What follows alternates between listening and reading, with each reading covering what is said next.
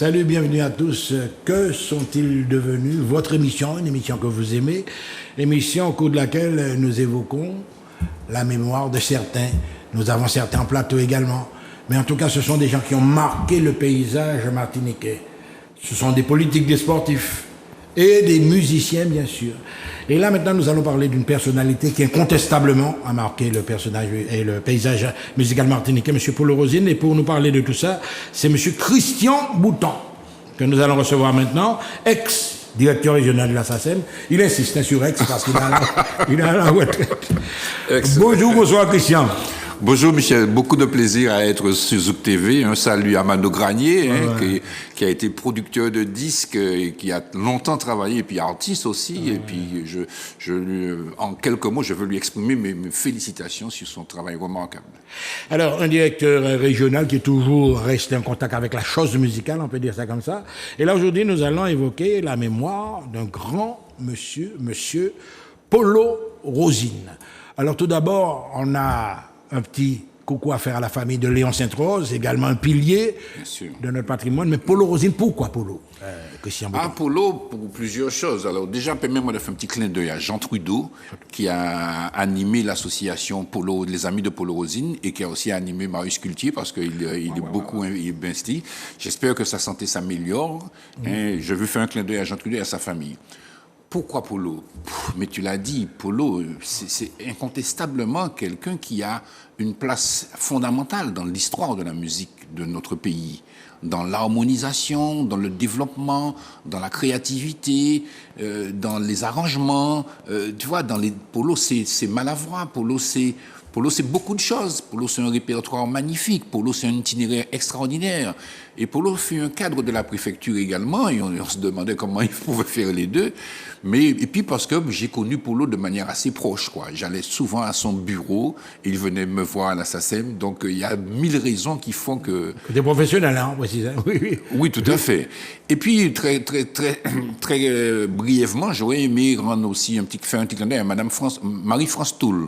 C'est elle qui m'a donné l'idée. C'est elle qui est venue un jour, qui m'a sollicité et qui m'a dit « Christian, ce sera le 30e anniversaire de la disparition de Polo, il faut qu'on fasse quelque chose ». Et depuis, on a fait 3 manifestations autour de Polo Rosine, dont on va parler, et une prochaine prévue au Diamant. Voilà. Alors là, vous avez compris qu'il y a des choses qui se préparent, et puis il y a des choses éventuellement qu'on va voir aujourd'hui dans cette émission. Alors là, justement, il semblerait peut-être que des personnalités martiniquaises ne soient pas reconnues. On parle souvent de changer le nom des rues, etc. Et alors là, est-ce que tu penses que c'est indispensable pour inscrire ces gens-là dans la mémoire collective également, des gens comme Polo Rosine? Ah oui, tout à fait, absolument. Je ne suis pas décisionnaire. Sans connotation politique. Hein. Mais c'est vrai qu'il faut qu'il y ait des places, qu'il y ait des lieux, qu'il y ait des écoles. Déjà, c'est déjà le cas de l'école de musique de Rivière-Pilote, qui s'appelle l'EMA Polo Rosine. Ouais. Donc, il y a une rue aussi Polo Rosine à Fort-de-France. Mais je pense effectivement que ça, c'est effectivement du ressort des politiques. Mais il est important que nos personnalités culturelles intègre ce patrimoine culturel. Tout à fait. Effectivement. Tout à fait. Par exemple, quand on baptise une salle de musique au Vert-Pré du nom de Jean-Philippe Martelly. C'est merveilleux. Belle initiative. Absolument. Ouais. J'ai eu le regret de n'avoir pas été convié, mais c'est pas grave, enfin, donc je suis dans... Non, mais l'initiative en elle-même... Mais surtout parce que Jean-Philippe, c'est quand même un personnage extraordinaire. Il a porté aussi un répertoire, il a porté la musique antillaise, un gars d'origine un peu modeste, mais qui a eu un itinéraire fabuleux. Ouais. Donc je suis tout à fait dans cet esprit. Voilà, dans cette direction. Donc évidemment, alors, l'émission que nous allons vous prononcer, et vous proposer là maintenant, nous aurons des témoignages. Des gens qui vont parler de Polo Rosine. Et alors là, on a essayé de diversifier également, on aura des journalistes, on aura des critiques, on aura des musiciens également. Est-ce que ça a été facile à réaliser? Quand Marie-France Toul m'a sollicité pour cela, j'ai réfléchi, je me suis dit, qu'est-ce qu'on peut faire? Et avec mon collaborateur qui s'appelle Laurent Viellet, qui est un homme merveilleux, qui est technicien, qui est photographe, qui manipule beaucoup bien l'informatique et l'ordinateur, nous avons réalisé un certain nombre d'interviews. Nous avons identifié quelques personnes à qui nous avons demandé des témoignages sur Polo Rosine.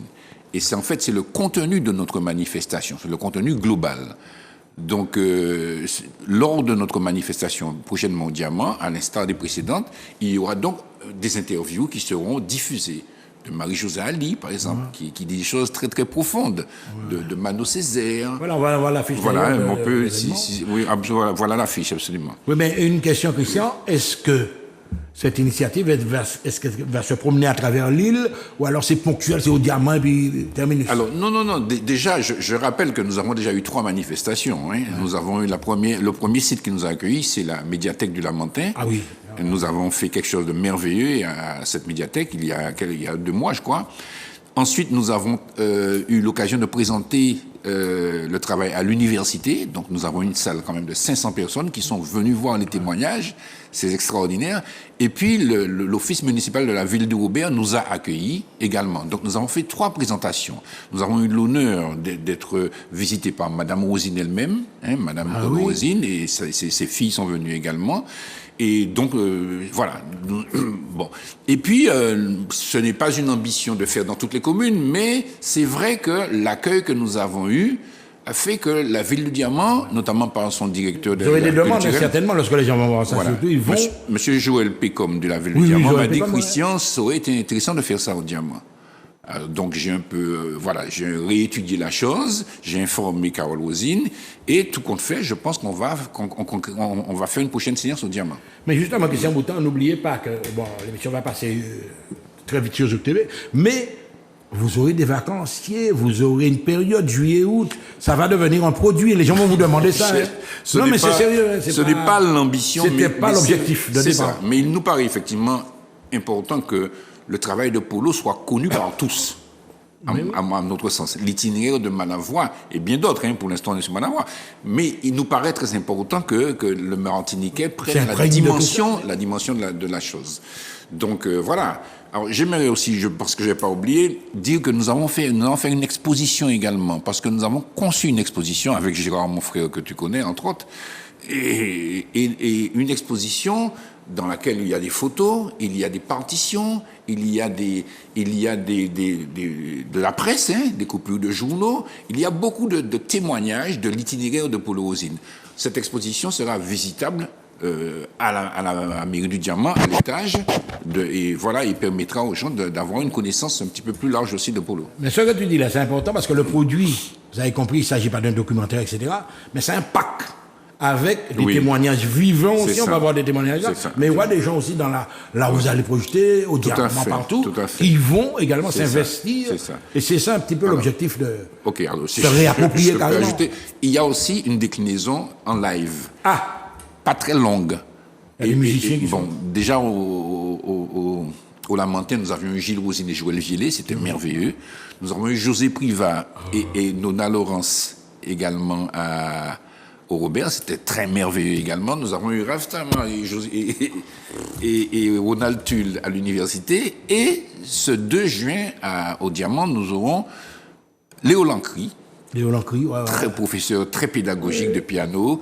Il va un peu expliquer et il va aussi être accompagné probablement d'un jeune qui s'appelle Moreau, je crois, et peut-être de Raymond Wemba. Mais c'est des signatures, donc il y aura 4 œuvres qui seront interprétées, qui seront bien choisies. Et c'est du live, les gens vont... C'est ça, mais ce n'est pas un concert. Hein. C'est pas un concert. Alors on va préciser. Donc là, on va entrer justement dans peut-être la première intervenante ou le premier intervenant. Oui, peut-être. Enfin, vous avez la main, Manuela. Je crois que c'est Marie-Josée, non? Ben, écoute, déjà, il y avait une image de Polo, on va voir. On écoute le premier témoignage, ok? Bijou à Carouvet, où c'est là, posé en fait, voilà.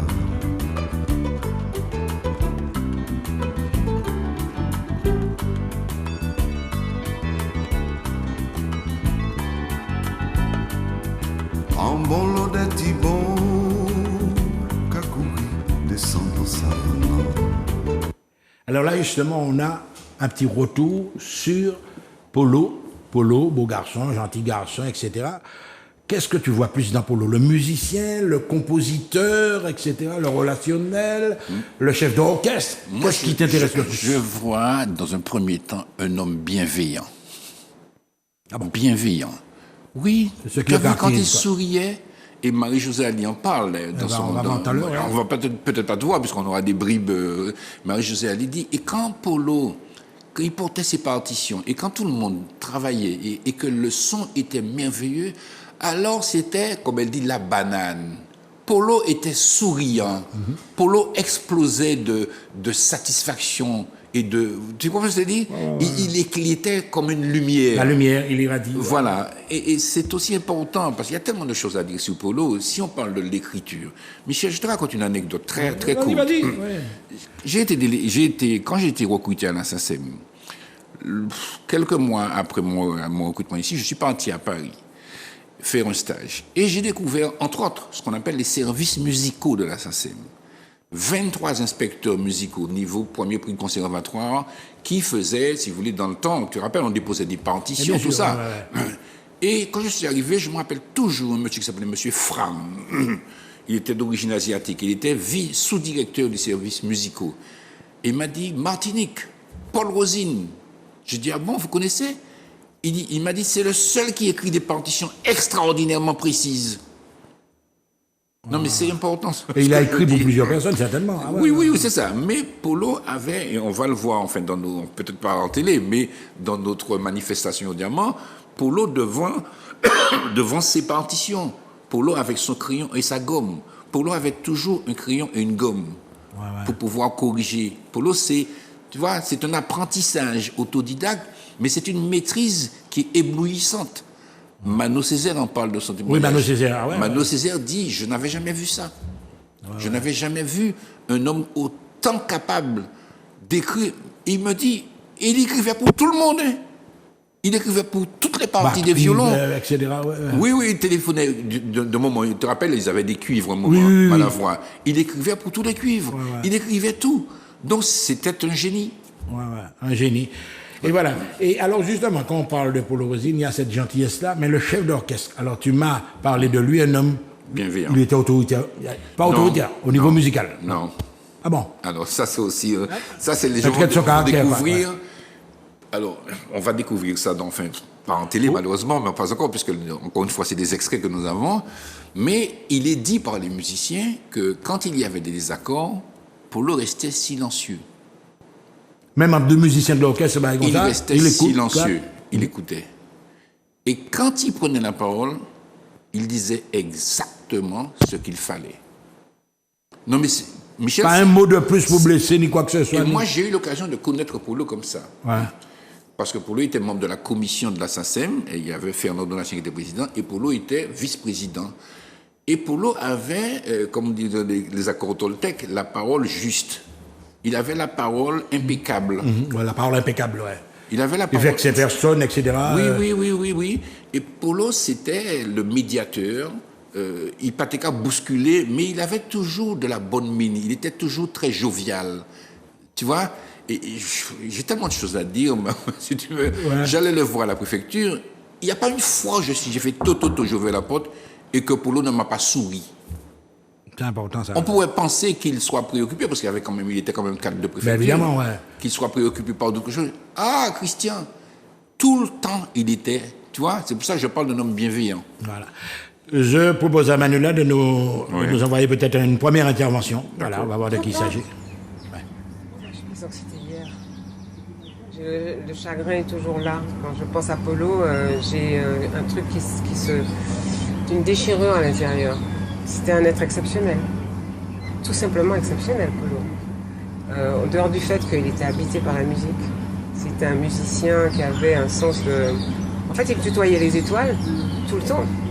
Avec cette musique, cette manière de transformer. Caressez-moi. Sans Polo, jamais je n'aurais fait de musique pour autre chose que ma salle de bain et moi-même. Je faisais le bœuf avec Caressez-moi comme ça, avec les Malavoie à la maison et tout. Et puis un jour, Polo me dit...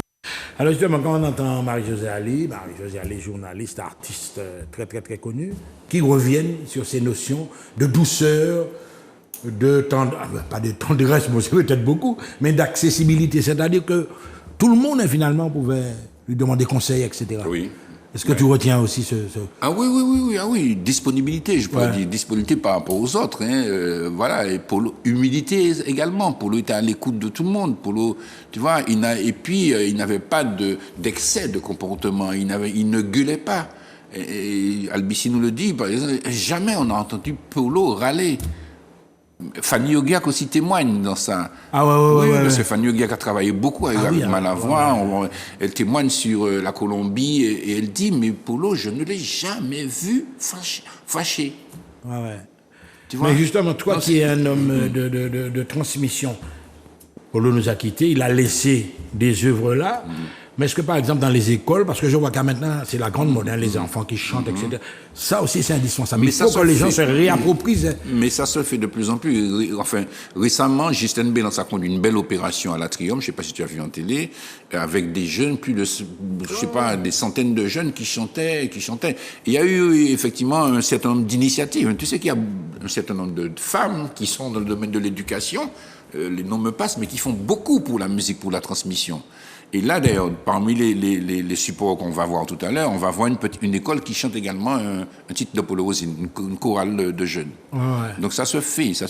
Alors il faut accélérer, il faut entretenir, il faut mieux encadrer les choses, mais il faut absolument s'assurer que ça puisse continuer. Même au niveau de l'enseignement de la musique en Martinique, je sais qu'avant, on nous apprenait, on m'a connu à l'époque de Madame Eda Pierre, etc., au lycée Chelcher, il y avait du classique. Mais est-ce que tu penses que les œuvres locales même, de plus en plus, devaient intégrer les programmes d'éducation musicale? C'est clair. Mais il se trouve que la collectivité vient de voter un dispositif, tu te rappelles, par rapport au créole. Oui. Donc c'est un peu la culture, effectivement, la culture globale doit bien évidemment alimenter les processus de formation dans les écoles. Alors il y a beaucoup d'initiatives qui sont faites, je le disais, je passe le lycée de Dillon qui s'appelle le lycée Marius Cultier. Oui. Fernand Donatien à Dillon. C'est ça. Fernand Donatien, absolument. Donc voilà. Donc il y a des choses qui se font. Et puis, comme je te dis, il y a des travaux qui se font. Par exemple, là où il y a le collège de Gilles Voyer, là. À Cluny, avec la chorale. Oui, tout ça. La chorale arpège. La chorale arpège. Il y a la chorale émeraude. Oh là là. Donc c'est vrai que ça se fait. Est-ce que ça se distribue comme il faut? Est-ce que les gens sont suffisamment au courant? Peut-être pas, et on a amélioré. Mais je crois que ça se fait en tout cas. Enfin, la substance est là. La substance est là. Ouais. Et puis alors, évidemment, on va pas faire... Par exemple, Malavoie. On écoute Malavoie actuellement, le groupe se produit toujours. Est-ce que tu sens que l'esprit, toi, tu les as peut-être entendus en live, le groupe, l'esprit, Polo Rosine, est-ce qu'il est là toujours? Oh, je pense, oui. Oui, Jean-Marc Albissi nous le dit dans son interview, il nous dit qu'il n'y a pas une fois où on joue, on passe par Polo. Jean-Marc est très imprégné, on va dire. Ouais. Pardon? Imprégné de l'esprit même. Il est très imprégné. Et Jean-Marc dit que, tu sais, quand ils ont fait Malavoie symphonique à Paris, avec Tony a donné un coup de main, Tony Chasseur a donné un bon coup de main, ça. Et Jean-Marc a dit, Christian, ce soir-là, moi j'ai pleuré. Parce que j'ai pensé à Polo. C'est de ça que Polo rêvait. Tu vois, Malavoie symphonique, avec grand orchestre, avec des violons, avec des violoncelles. Polo rêvait de ça. Il avait cette passion. Michel, toi qui connais bien l'histoire de la musique, on a Saint-Pierre, on a Hugo Copette, on a tout ça, mais on n'avait pas d'orchestration musicale. Pas d'orchestration. Tu comprends, hein? Bon, tu as joué dans la Léopard. Bon, c'était des orchestres de bal. Mais des mini-jazz, tout ça, mais il n'y avait pas vraiment d'orchestration avec des sections, par exemple, de violon, des sections. C'est ça. Grande musique, quoi. Oui. Ça fait un petit peu cela, mais c'est mon avis, pas nos comparaisons. Oui, c'est ça. Et donc, je pense que Polo Rosine a été un visionnaire, un élément extraordinaire dans cette capacité de donner de la dimension. D'élargir. Et comme Jean-Marc Albissi dit, Polo disait, il faut qu'on ait une musique compétitive. Tu vois, c'était dans le temps, mais c'est vrai, mais compétitive. Qui tient la route au niveau international, etc. Alors, effectivement, aujourd'hui, les choses sont différentes. Il y a dancehall par-ci, il y a dancehall par-là. Mais il est vrai qu'avant, on avait une idée, une exigence différente de la musique. Eh bien, je propose qu'on nous diffuse peut-être un autre extrait d'interview. Alors, un beau jour, il arrive ici chez moi avec Dante. Et puis il dit, bon, donc on va reconstituer le groupe avec une section de cordes. Parce qu'à ce moment, avant ça, tu sais, moi j'avais déjà quitté le groupe. Puis lui, par contre, il avait continué avec des instruments avant. Bon, à un certain moment, je crois qu'on en a eu assez. Quand Polo a commencé, comment dire, déjà à constituer l'orchestre, là, il s'est rendu compte qu'il fallait écrire. Et puis un beau jour, il arrive avec des partitions qui sont parfaites. J'ai été franchement très surpris. Tout seul à maîtriser l'écriture. Alors là, justement, c'est très, très, très important. Alors, bien évidemment, à l'origine, on a eu Malavoie avec des violons, etc. Et là, il parle, Mano, d'un autre Malavoie avec des cuivres.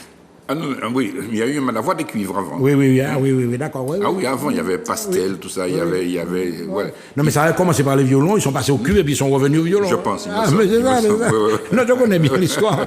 Et alors là, tu as connu au Vétiver, le groupe de cuivre qui jouait, si la vie a pas marché, poussé, exactement, etc. avec Maurice Marie-Louise. Voilà, Maurice Marie-Louise. Puis il y a eu Raphaël Rimbaud aussi. Ah, bah, tout oui, ça, oui, Jabert, au départ. Pierre Jabert, ouais, c'est ça.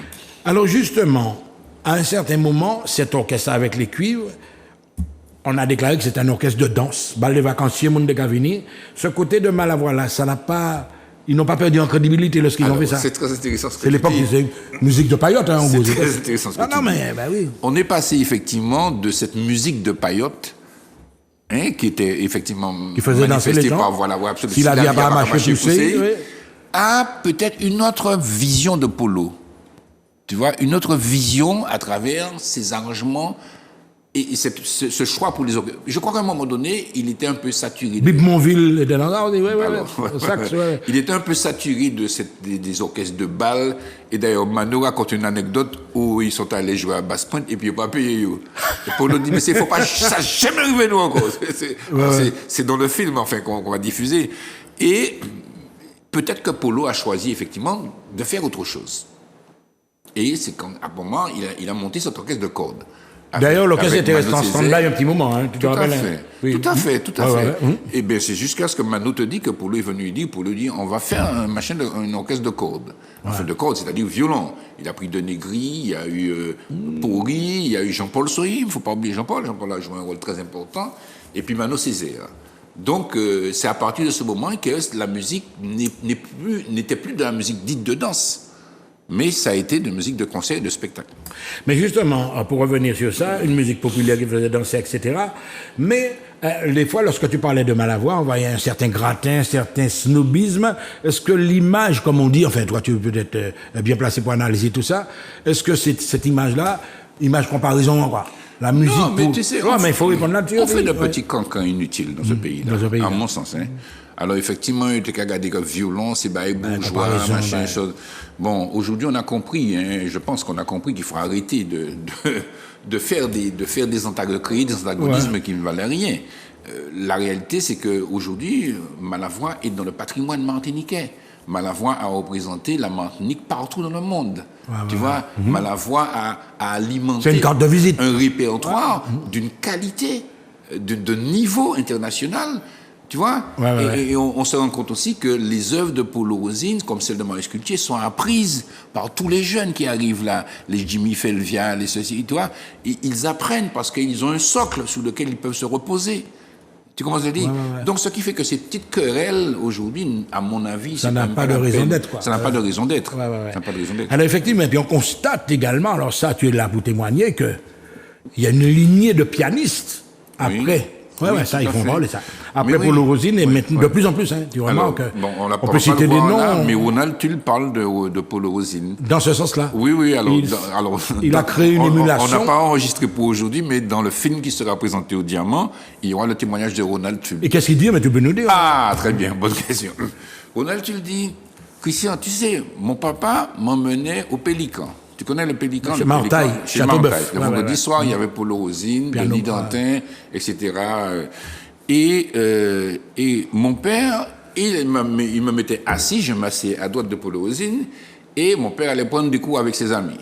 Okay? Et un jour, Polo m'a dit, tu veux jouer? J'étais surpris, je ne savais même pas que Polo savait que je jouais au piano.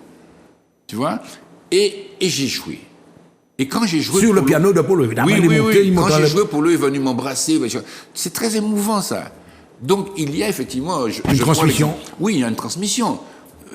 On a un témoignage aussi de Mario Canonge dans notre film, qui parle de qu'est-ce que Polo lui a apporté et comment Polo a été une lumière Tu vois, donc c'est vrai que tous les jeunes pianistes... Mais justement, les jeunes pianistes, Bourrois, etc. oui, tout à fait. Maher, Ben, on avait rendu un hommage avec Maher Bourrois et Tricia Evie, on avait fait un hommage à Polo Rosine, à la batelière, qui était merveilleux. C'est le petit Privat là qui n'est quoi. Oui, Grégory Privat. Grégory Privat. C'est dangereux, ça, c'est beaucoup. Si dangereux. Ouais. Ah ouais. Donc c'est sûr que, bon, tu vois, à travers les noms que tu cites, on voit effectivement la continuité du travail de Polo Rosine. Et tu penses que, par exemple, là maintenant, on va peut-être, parce que plus ça va aller, et puis on aura d'autres. Et puis, alors, pour revenir à Malavoie, parce que Polo, c'est Malavoie aussi, mais même au niveau des violons, à un certain moment, on se disait, mais est-ce qu'on aurait une relève de violon pour continuer avec le Malavoie actuel? Ouais. Ah oui, mais il y en a, absolument. Il y en a, hein, des filles aussi. Jean-Alexis, je m'appelle. Ah non, il y a, et puis il y a Nano Laurence du Robert, là aussi, la jeune, là. Ouais. Mais elle joue très bien au violon.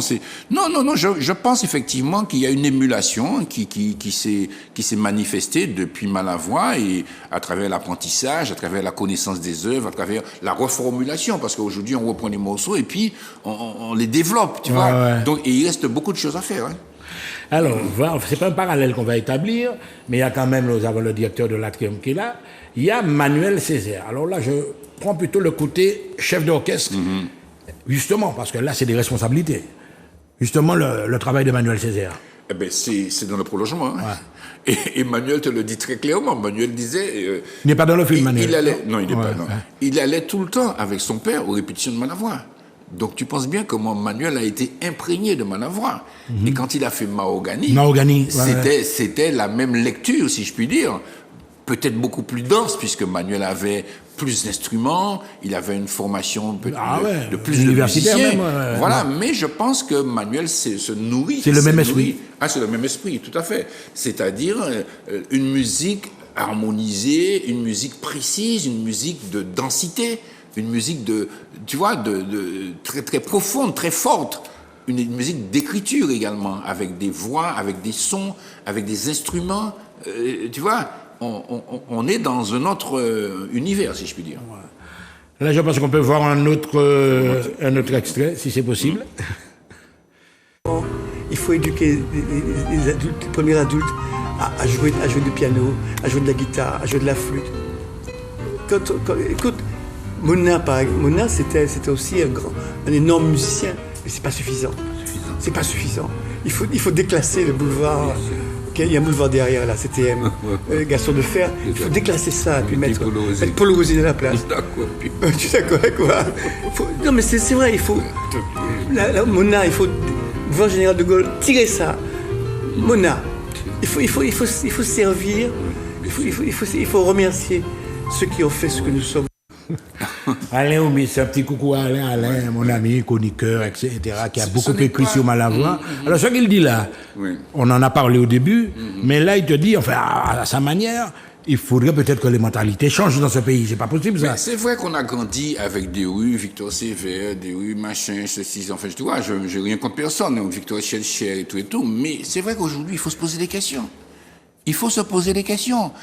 Et ce n'est pas du tout de faire ni du négrisme, ni du fondamentalisme. Fondamentalisme. Oui. Voilà, ni de... C'est un problème de fond. Hein, oui, c'est un problème de fond. Mais il ne faut pas qu'on prenne ça toujours comme un combat contre l'autre. Enfin, je ne sais pas, tu sais, on a l'habitude ici de Kagoumen, qui a dénoncé ici. Non, je crois qu'il faut construire paisiblement. Mais c'est vrai, je sais que la ville de Fort-de-France a déjà mis en place une commission pour ça. Il faut rebaptiser les rues, peut-être. Il faut aussi donner une place plus significative à ceux qui ont contribué à l'évolution de ce pays dans la représentation globale, toi qui as été enseignant. Mais bien sûr. L'histoire du pays, etc., de manière dépassionnée. Il ne faut pas simplement, tu vois, que ça nous oppose. Il faut que ça nous aide à nous construire. Il est évident que l'acculturation a concerné tellement de choses. Nous avons quand même été stiffotés de nous chiver. Défriser chez nous, oui. Donc, James Bond, mais tu as l'influence américaine aussi. Hein? Oui, c'est ça. Donc, tout ça part effectivement d'une démarche, effectivement, de réappropriation de nous-mêmes. Oui, mais là, ce n'est pas une position politique que tu vas prendre. Non. Mais justement, notre peuple, est-ce qu'il est prêt pour ça? Parce que plus ça va, on constate à des valeurs qui sont délétères maintenant. Timon Mike a fait. Est-ce que les nouvelles générations sont prêtes à assumer ce patrimoine-là? C'est pas seulement ça. Nous sommes dans une situation internationale qui est compliquée. On parle aujourd'hui de l'intelligence artificielle, on parle de ChatGPT. On a vu comment le portable a pris une place dans notre vie. On a vu comment les réseaux de communication se sont multipliés. Tu vois, je veux dire. Et donc, effectivement, on peut dire que dans un petit pays de 300 000 habitants, comment peut-on faire pour résister à tout ça? C'est pas simple, j'ai pas la solution, hein. Mais sur le plan culturel, il y a aussi des démarches de réappropriation. Le ballet s'est redéveloppé. Peut-être faudrait-il qu'il y ait une école de ballet dans chaque commune, avec un processus éducatif en parallèle. Peut-être faut-il privilégier plus la connaissance et la paisibilité qu'une espèce de jouissance et le monde de la consommation. Mais oui, à tout éphémère. C'est pas simple non plus, hein. Tu vois. Eh bien, un secteur, justement, sur lequel... Parce que n'oublie pas quand même que nous sommes des insulaires, etc., qui a une forte activité touristique. Qu'est-ce que le touriste, celui qui arrive ici, qu'il devrait retenir culturellement de ce pays? Alors, est-ce qu'il y a... Alors, tourisme et culture, c'est... Nous parlons politique, hein. Tourisme et culture, c'est un chapitre. OK? C'est un chapitre. Tourisme et culture, c'est un concept qu'il faut analyser aujourd'hui. Il faut analyser déjà par un diagnostic, quel est l'état des lieux. Tu sais que, par exemple, à Sainte-Lucie, il y a dans les hôtels, il y a des podiums, il y a des scènes avec des lumières, il y a tout. Tu vois? La logistique pour ça. Voilà. Ici, il n'y a pas ça. OK? Par exemple. Bon, la gastronomie, quelle est la faculté que nous avons de valoriser notre gastronomie? Enfin, c'est un chapitre. On peut en parler ici, mais effectivement, dans tourisme et culture, il y a aussi la musique, et on peut voir quelle est la politique musicale qu'on peut avoir par rapport au tourisme. Oui, la politique musicale, par exemple, ou bien, bon, on a vu le tourisme, mais à un certain moment, côté médias, les gens parlaient d'instaurer une sorte de quota, n'est-ce pas, pour la diffusion des œuvres, dont les œuvres de Malavoie, de Polo Rosine. Je suppose que c'est toujours ton cheval de bataille, ou alors ça a évolué entre-temps. Ça a beaucoup évolué, parce que dans le temps, on parlait de quota en France, il n'y avait pas encore tout ça de médias. Okay. Aujourd'hui, la mondialisation fait que, et puis l'évolution de la technologie fait que la question des quotas, c'est devenu difficile. À mon sens, hein. Bon. Comment faire en sorte, est-ce qu'il faut il y a peut-être 40 radios en Martinique. Je ne sais pas, je ne sais plus combien il y en a. Non. Mais chacun a sa politique musicale. Alors, est-ce qu'il faut effectivement un système de libéralisation où chacun fait ce qu'il veut, ou bien est-ce qu'il faut d'un cadre global où chacun s'engage? Je ne sais pas. Non, là, c'est une responsabilité personnelle. Oui, c'est ça. Aujourd'hui, quand même, on voit que... Michel, on est un peu de la même génération, et on voit que, bien que tu paraisses beaucoup plus jeune que moi...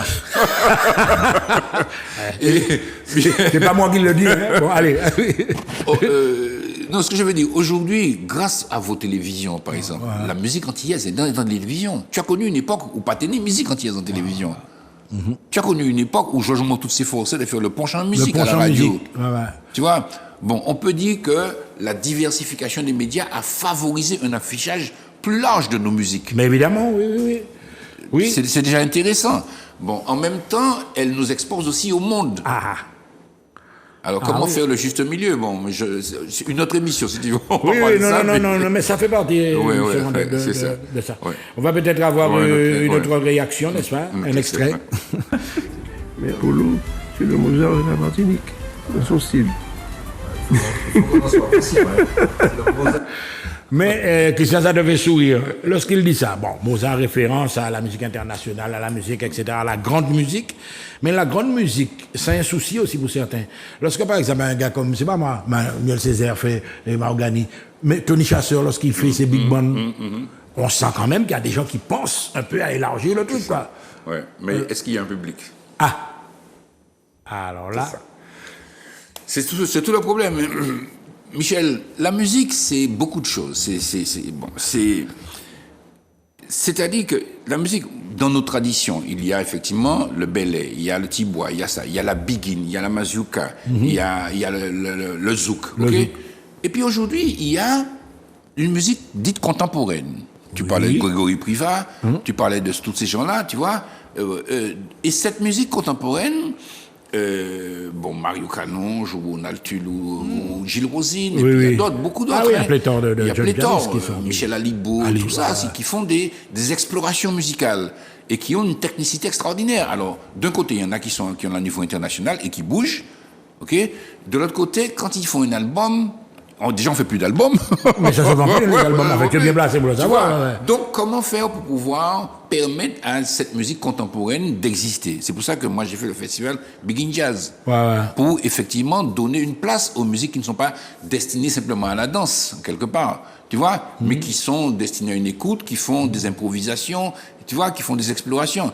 Donc, Mais ces expériences-là, Christian, je m'interromps, mais on a l'impression que ça s'adresse à un public d'initiés, de personnes qu'on va retrouver mais ce toujours qui est important, dans les mêmes occasions. il faut que de plus en plus de gens soient initiés, Michel.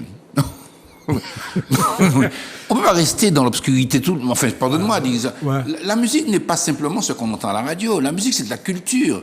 La musique, c'est quelque chose d'infini. Donc, il faut apprendre. L'éducation musicale, c'est un élément important. Ouais. On ne peut pas se dire, c'est ça, c'est mon aimé, point à la ligne. Ouais. Non, il faut mettre en place dans les écoles, des éléments de sensibilisation. Ce dont on parlait tout à l'heure. Ouais. De sensibilisation, d'écoute. Il faut faire en sorte que les jeunes pratiquent la musique. On a vu qu'il y a des écoles de musique de plus en plus dans nos communes. Dans nos communes, Donc, etc. Tout ça, ça devrait favoriser une autre lecture de la musique. C'est comme le cinéma, c'est comme la lecture. Il y a des degrés. Ouais. Tu comprends ce que je dis? Il y a ceux qui ont la portée du plus grand nombre, et puis il y a cette capacité aussi de beaucoup de gens de s'élever pour aller un petit peu plus loin.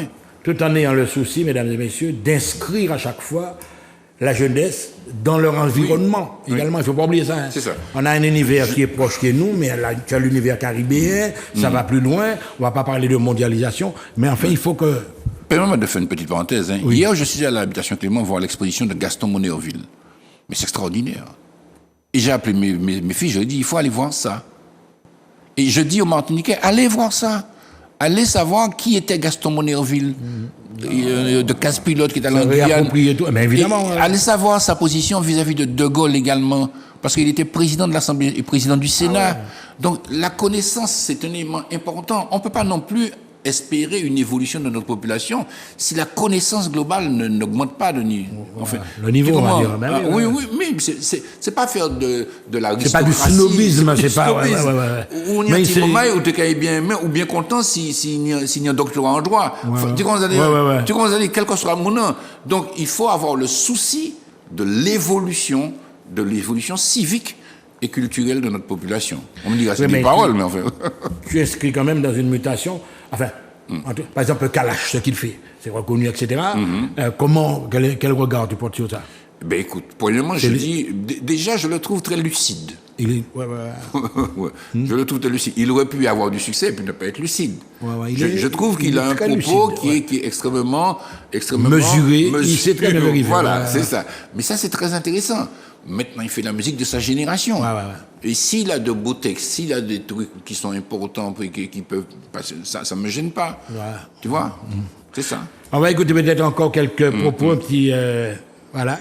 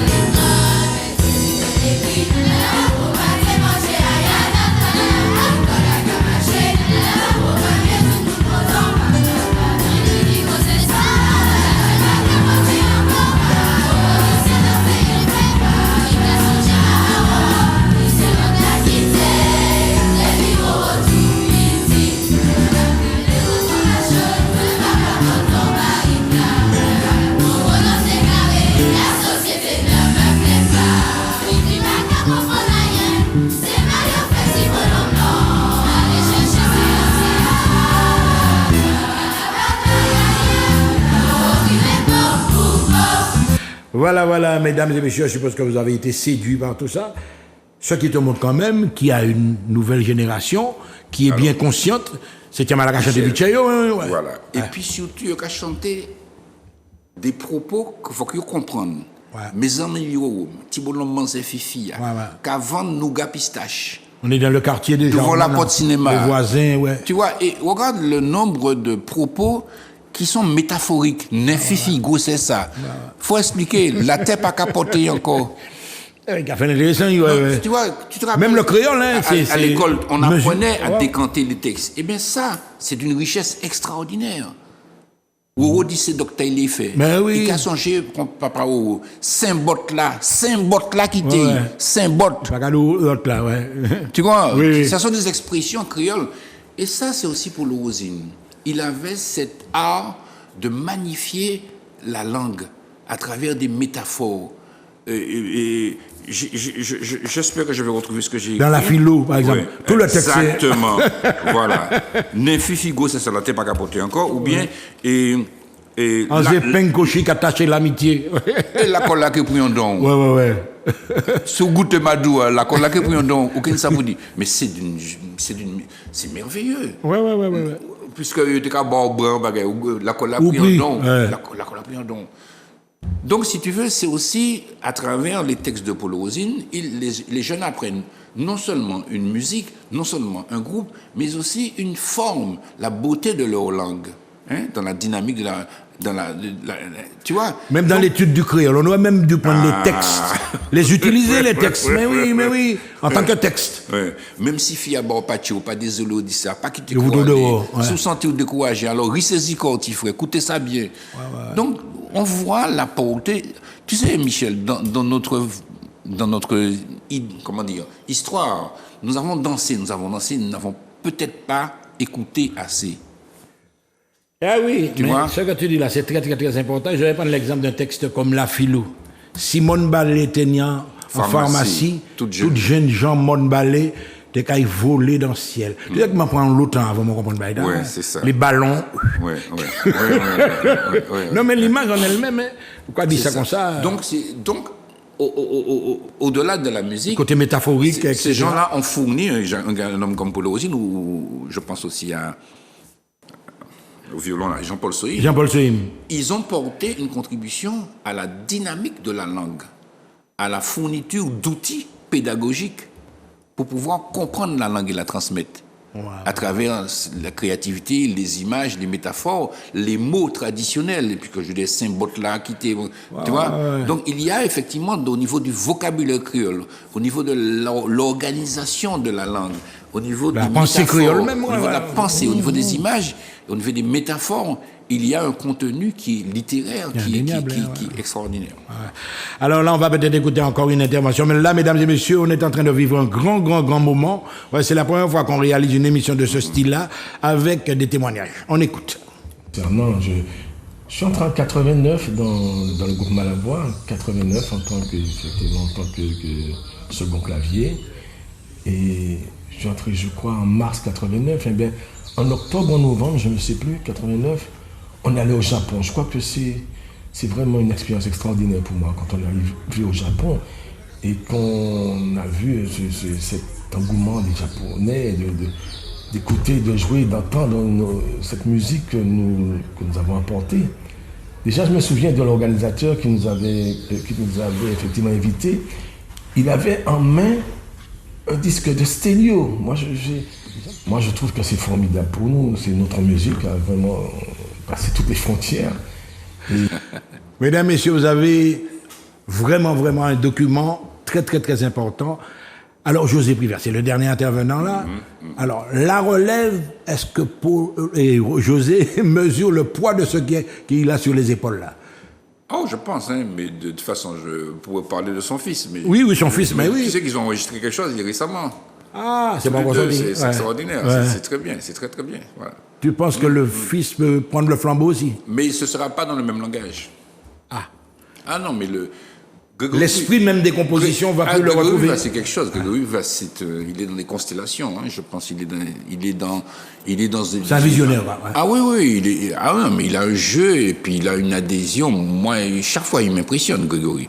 Grégory Grégory ne joue pas simplement, si je puis dire. Hein? Tu comprends? Par rapport à ce dont on parlait tout à l'heure. Oui, je ne suis pas sûr que le grand public va comprendre totalement, parce que Grégory est dans un univers de son, de notes, de liaison, de technicité qui est très élevé. On faisait l'excellence ou on est déjà dans l'excellence? Mais je sais pas, mais non, ce que je sais, c'est... Tout relatif. relatif. C'est un autre monde, quoi. Si tu vois, c'est un autre monde. C'est comme dans le cinéma, tu as des cinémas avec des scénarios un peu simples, et puis tu as des créateurs qui font des trucs dans, tu vois, des Stanley Kubrick ou bien des choses comme ça qui font des films extraordinaires. Mais toi, tu as côtoyé tous les créateurs, les musiciens, etc. Moi, je reste persuadé qu'un bonhomme comme Ronald Tull, pour moi, il représente beaucoup parce que pourquoi? Oui. Parce qu'il arrive à s'adapter pratiquement à tous les gens. Ah non, Ronald, c'est aussi un homme très précieux. Il entre dans tout. C'est lui qui a dirigé d'ailleurs la manifestation du CERMAC, là, le 21, comme d'habitude. Ah non, mais Ronald, moi, il me surprend. Hein. Donc c'est vrai que bon... Nous avons au pays Nous avons des gens d'une capacité extraordinaire. Alors maintenant, comment mettre ça en forme?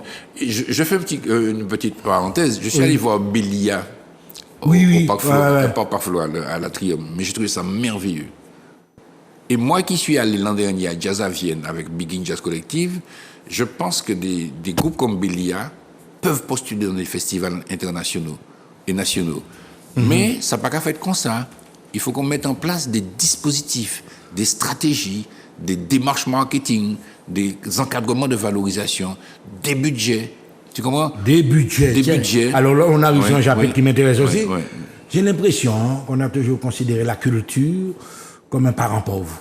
On ne va pas parler peut-être pas de la collectivité, mais dans l'esprit même général, la collectivité également comprise, que le secteur culture, je ne vais pas dire musique spécialement, mais est-ce que là encore, il n'y a pas matière à réflexion?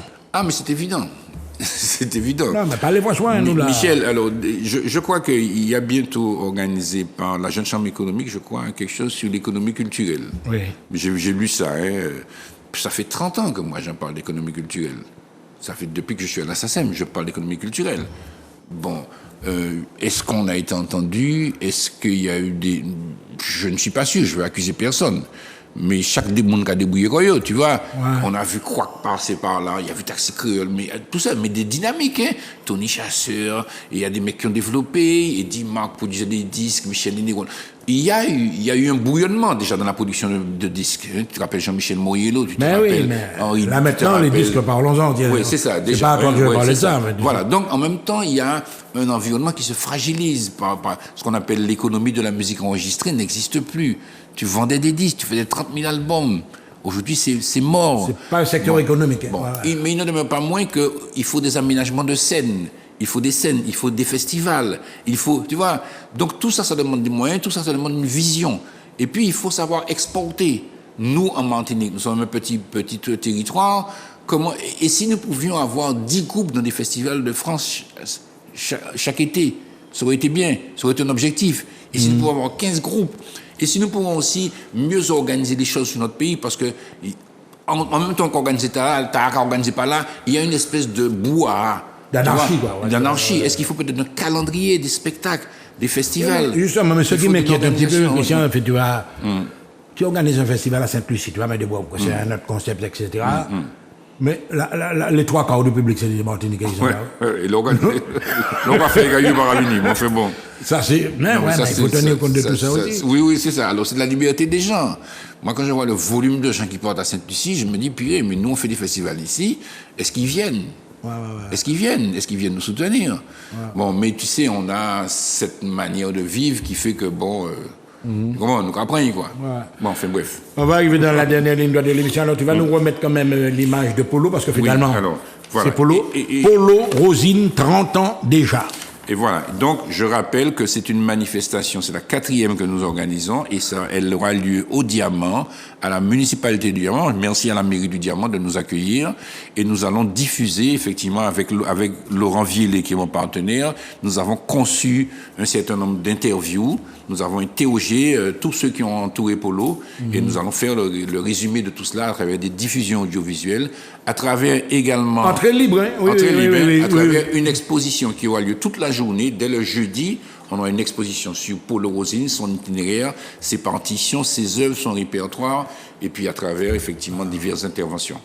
Alors justement, alors là, surtout pourquoi j'insiste, parce que ce que vous allez faire là, tout de suite, est-ce qu'on va voir ça dans d'autres communes? Tu ne peux pas encore me donner... Non, parce que le public, les gens vont arriver pendant les vacances, ils disent, moi, les Polo Rosine. Ce serait bien également de faire circuler. Oui, mais nous, on est d'accord. On est d'accord, mais bon, notre orientation, c'est pas d'aller frapper chez toutes les communes pour dire faire ça. S'il y a des services culturels des communes qui, comme le Diamant, sont intéressés, nous passent un petit coup de fil, on peut essayer de mettre ça sur place, parce que, bon, voilà, je crois que la pensée de Polo et ses œuvres doivent être connues le plus largement possible. Rappelons que ça fait 30 ans qu'il nous a quittés, et c'est dans le cadre de notre 30e anniversaire de son départ que nous essayons avec une pensée pour Jean Trudeau, hein, genre on a déjà... Oui, parce que bien sûr, que nous essayons de déployer cet échange, cette rencontre culturelle autour du répertoire de Polo Rosine. On arrive dans la dernière minute, tu as 1 minute, Christian, pour parler, en quelques phrases, quelques mots, pour la conclusion de cette belle émission qui, je l'espère, chez vous, vous a apporté pas mal de choses. Alors, Polo, c'était aussi un homme qui a fait du droit. Hein. Je crois qu'il avait une licence en droit. Et c'est à croire qu'il avait bien compris le droit. Et comme je donne la parole, quand je suis entré à la SACEM et j'ai essayé de développer l'histoire que les auteurs étaient propriétaires, évidemment, il y a des gens qui m'ont dit ils sont là, machin. Et Polo a été un homme qui m'a solidifié dans mon métier, parce qu'il avait compris le droit d'auteur. Il était déjà juriste et il avait compris que j'avais une tâche très importante à faire. C'est pour ça qu'il m'a toujours soutenu. Et j'aimerais dire également, quand j'ai organisé le premier prix SACEM, j'ai fait ça un peu tout seul. Et ça s'était passé au Lido, enfin. Et Polo était là. Et le premier prix SACEM qui a été remis par Dalila Daniel à Polo Rosine pour Jour ouvert. Donc c'est symbolique. Voilà. Moi, je dois une reconnaissance profonde à Paul Rosine, et c'est avec beaucoup de bienveillance et beaucoup de passion, si je peux dire, une passion contrôlée, que je fais cette manifestation pour partager cette pensée de ce grand homme. Mesdames, Messieurs, nous avons vécu un grand moment avec des témoignages troublants. Ça, vous allez pouvoir le constater. Mais en tout cas, merci à tous ceux qui ont participé à ce document exceptionnel. C'était Que sont-ils devenus sur votre TV. À très bientôt.